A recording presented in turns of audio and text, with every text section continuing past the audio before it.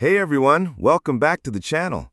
Today we're diving into a gritty, fascinating part of medieval history that's often misunderstood, the world of outlaws. These weren't just rebels with a cause or Robin Hood types stealing from the rich. No, medieval outlaws were people who lived on the edge, feared not because they were powerful warlords or knights, but because they had nothing left to lose.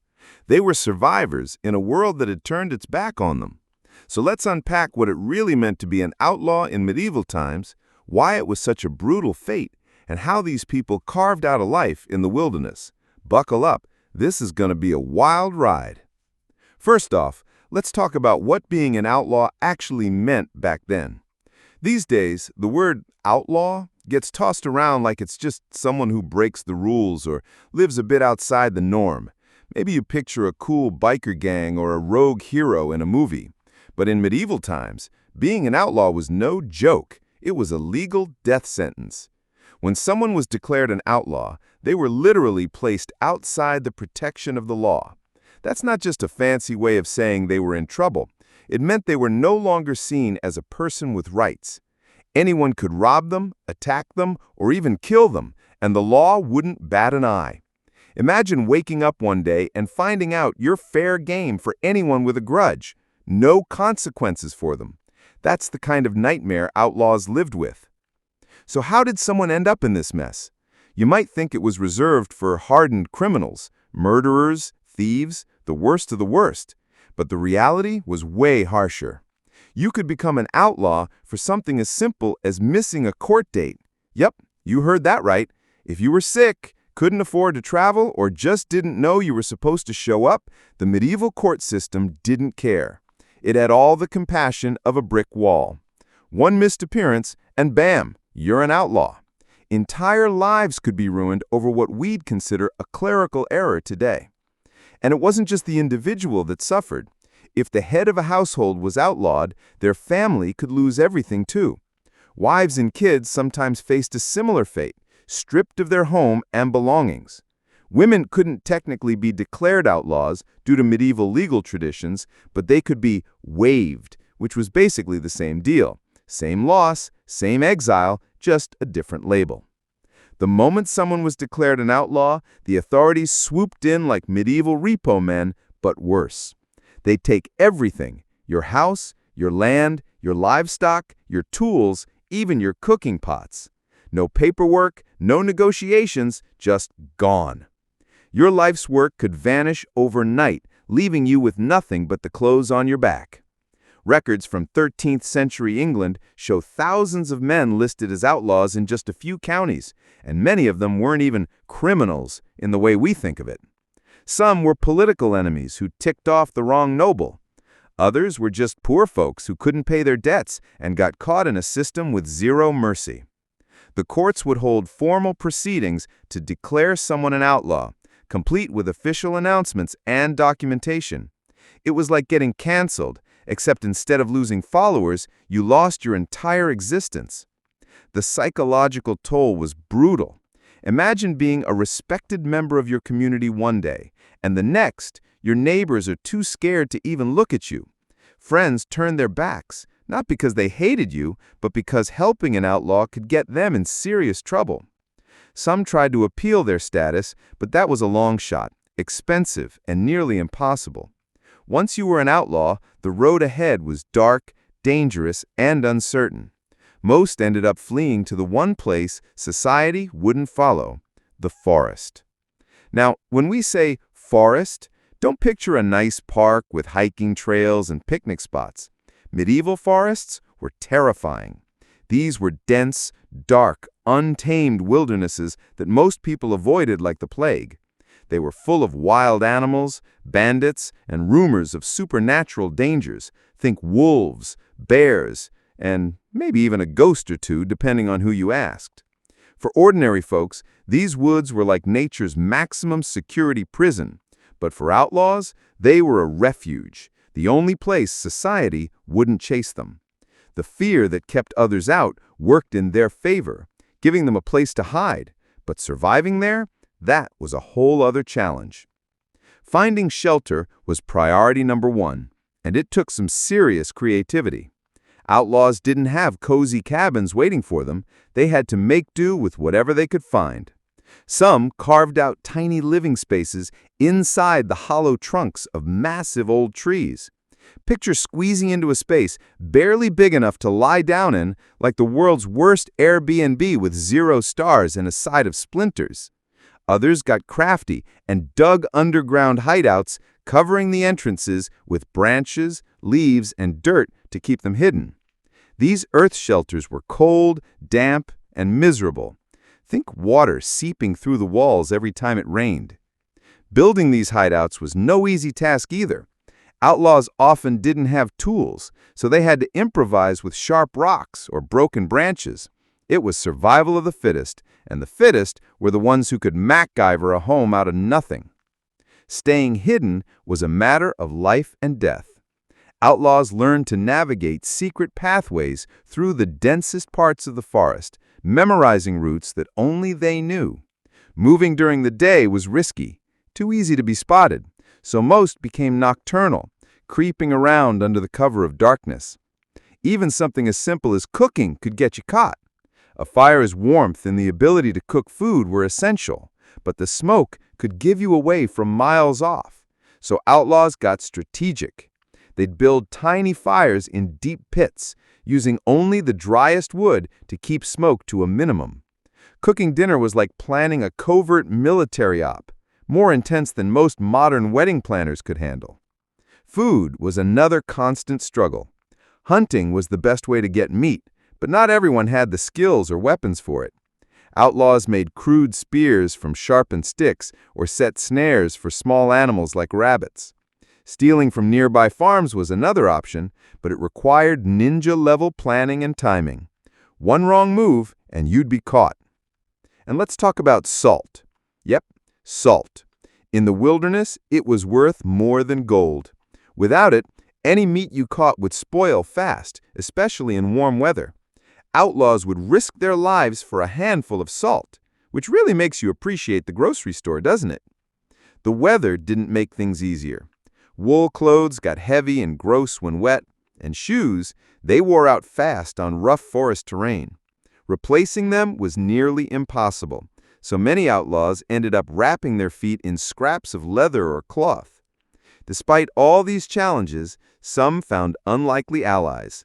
Sympathetic peasants might leave food in secret spots, or a kind priest might slip them medicine or warn them about planned searches. But even with these small acts of kindness, the forest was a harsh, lonely place, and survival was never guaranteed. While outlaws were scraping by in the wilderness, medieval society wasn't just sitting back and letting them run free. Oh no, there was a whole network of people whose entire job was to track these fugitives down and haul them back to face justice, or what passed for justice back then. It was like a medieval manhunt reality show, except the stakes were life and death, and the prize was usually a noose. Leading the charge were the sheriffs, and trust me, these guys weren't your friendly neighborhood cops. Being a medieval sheriff was like being part police chief, part bounty hunter, and part pest control specialist, except the pests were armed and desperate. Sheriffs were in charge of keeping order in their territory, and having outlaws running around made them look bad, like really bad. A notorious outlaw on the loose was basically a neon sign saying, "This sheriff's not doing his job." So they treated capturing outlaws like full-on military campaigns, organizing large groups of men to sweep through forests and countryside, leaving no stone unturned. But sheriffs weren't the only ones in the game. Enter the professional bounty hunters.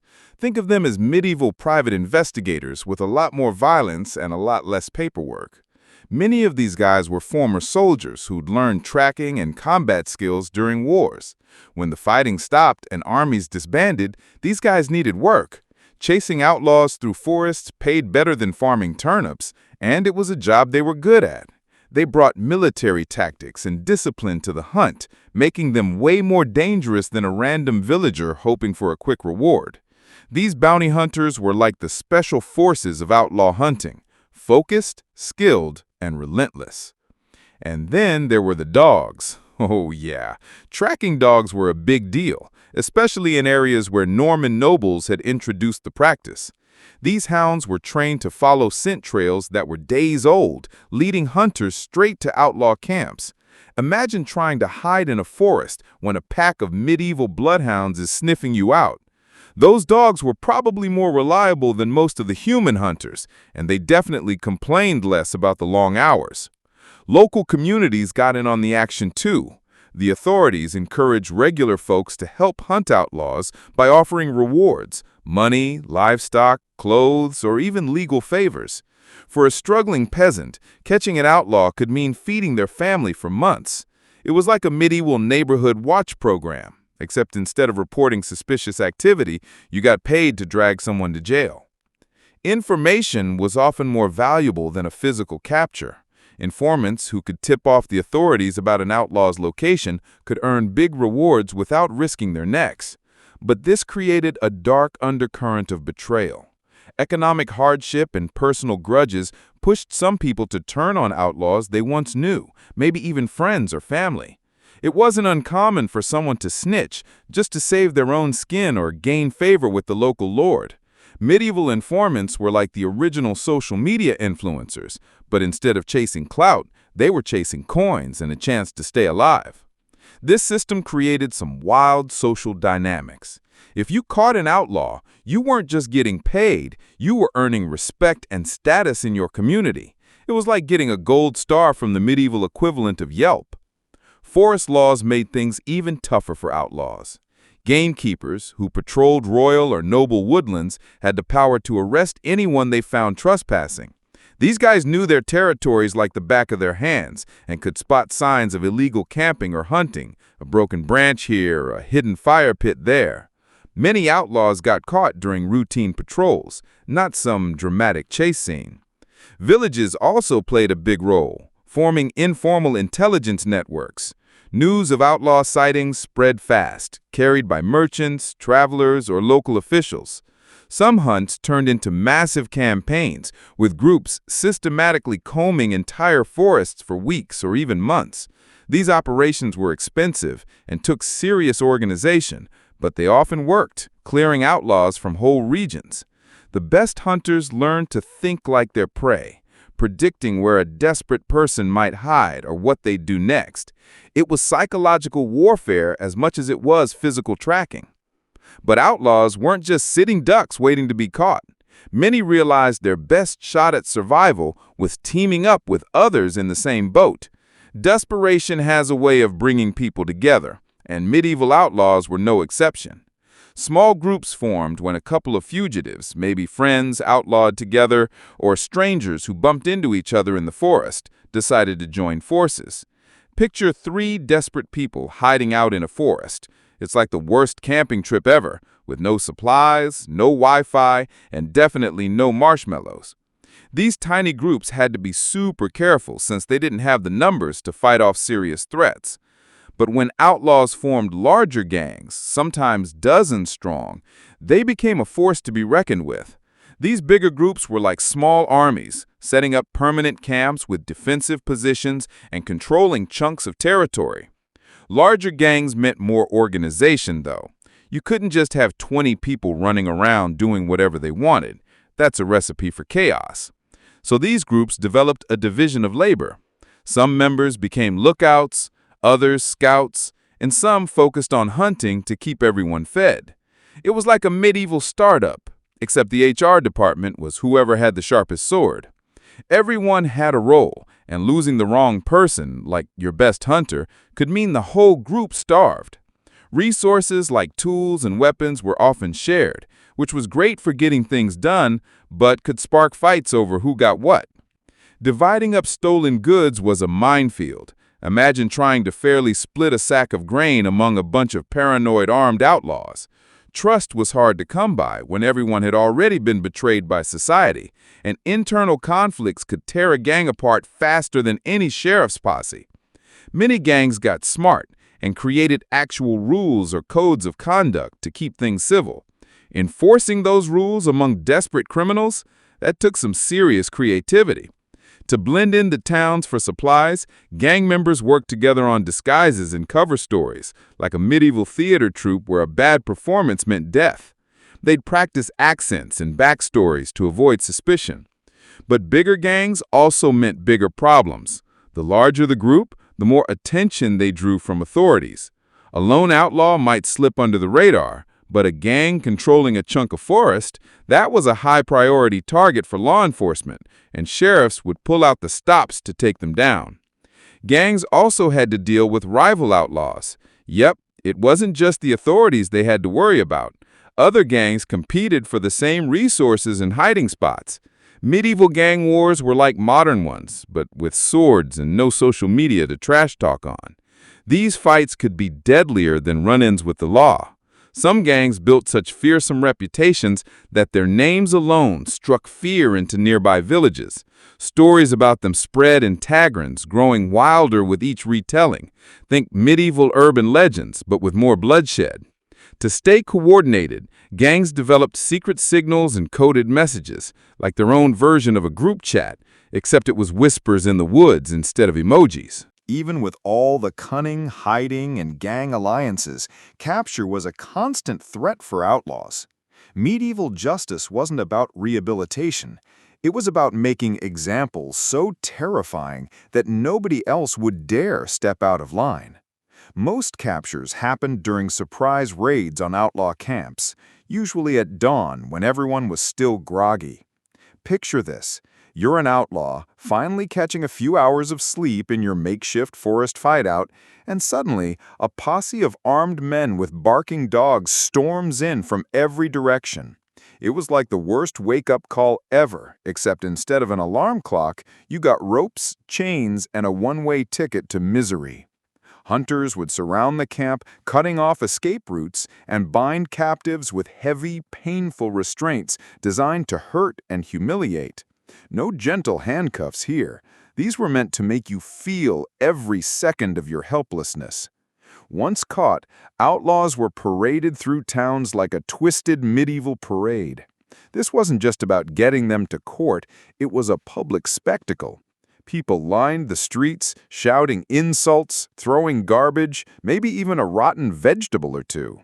It was like reality TV for the medieval crowd, where the ratings were measured in how much trash got hurled at the prisoners. Everyone wanted a glimpse of the infamous outlaws they'd heard about in tavern stories. But the spectacle wasn't just for show. It was a power move by the authorities, proving they were in control and that crime didn't pay. What came next wasn't exactly a fair trial. Medieval courtrooms weren't about due process. They operated on the assumption that if you were an outlaw, you were guilty of something serious. Defense? Good luck.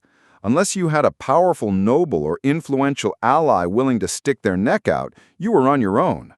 Trials were quick, and the outcome was basically predetermined.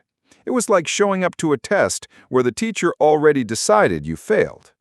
Conviction was a given, and the only question was how bad the punishment would be. Speaking of punishments, they were not for the faint of heart. Hanging was the go-to execution method, quick, public, and effective at sending a message. But the medieval justice system had a whole menu of horrors. Some outlaws faced mutilation, like losing a hand or an ear, or branding with hot irons to mark them as criminals for life. Others endured public humiliation, forced to stand in the town square while crowds jeered. Authorities loved making a spectacle. Think of it as medieval interior decorating, except instead of hanging curtains, they hung people or stuck their heads on spikes at the town gates. Yeah, it was grim. The heads of notorious outlaws were displayed as warnings, like a twisted "don't try this at home" PSA for anyone thinking about breaking the law. But it wasn't always a death sentence. Some outlaws got offers of pardons if they were willing to make a deal. The catch? Betray your gang or sign up for military service. Imagine being an outlaw, facing execution, and the authorities say, "Hey, you can live if you snitch on your buddies or go fight in the king's army." It was a tough call. Betray your crew or roll the dice on a battlefield. Those who took the deal became medieval informants, trading their old life for a shot at survival, often armed with a sword and wearing the king's armor instead of a wire. Religious intervention could also save an outlaw's skin. Sometimes clergy would step in, petitioning for mercy or offering to take the outlaw into monastery service. It wasn't a get-out-of-jail-free card, but it was better than the alternative. The severity of the punishment often depended on the crime and who you were. Class mattered a lot. An outlaw from a noble family might get off with a slap on the wrist, while a peasant faced the full wrath of the system. Killing a royal deer, for example, could land you a harsher penalty than murdering a peasant. Yeah, priorities were a bit skewed back then. Public executions were huge events, drawing crowds who treated them like festivals. People would travel miles to watch, eating snacks and soaking in the moral lesson of the day. It was like a medieval Super Bowl, but with way worse halftime shows. For those who managed to avoid capture, old age was its own kind of punishment. The outlaw life wasn't exactly a recipe for a long, healthy retirement. Constant exposure to brutal weather, poor nutrition, untreated injuries, and the stress of always looking over your shoulder aged people fast. Think of it like living in a survival game stuck on nightmare mode. Old wounds that never healed properly turned into chronic pain. Hunting and stealing got harder as strength and speed faded. Many outlaws relied on foraging, which was like shopping at a store where half the items might poison you. Figuring out which plants were edible was a dangerous game of trial and error, and malnutrition was a real problem. Some aging outlaws tried to start over by slipping back into society with new identities. Imagine trying to reinvent yourself in a world where everyone knows everyone, and you've got no ID, no references, and a shady past. It was like playing a video game with one life and no save points. Some found refuge in monasteries, posing as laborers or servants who'd had a spiritual awakening. Convincing the church you were a changed person took some serious acting skills, but it was a shot at safety. Others went full hermit, living in remote caves or shacks completely off the grid. Medieval hermits were like the OGs of minimalism, except their lifestyle brand was surviving on tree bark and solitude. A few lucky outlaws got quiet help from sympathetic peasants who remembered them from better days. Food or old clothes might show up in secret spots, but helping an outlaw was risky. Those peasants were putting their own lives on the line. Most aging outlaws faded into obscurity, their final years unrecorded. Some became local legends, mysterious figures spotted in the woods, fueling stories of wise men or forest spirits. But the reality was much darker and more desperate.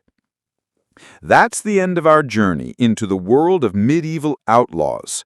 From the terror of being cast out, to surviving the wilderness, to the brutal justice system and the toll of old age, these people lived lives most of us can't even imagine. If you enjoyed this series, hit that like button, subscribe, and let me know in the comments what you thought. Want more medieval deep dives? Drop your ideas below, and I'll see you in the next video. Thanks for watching.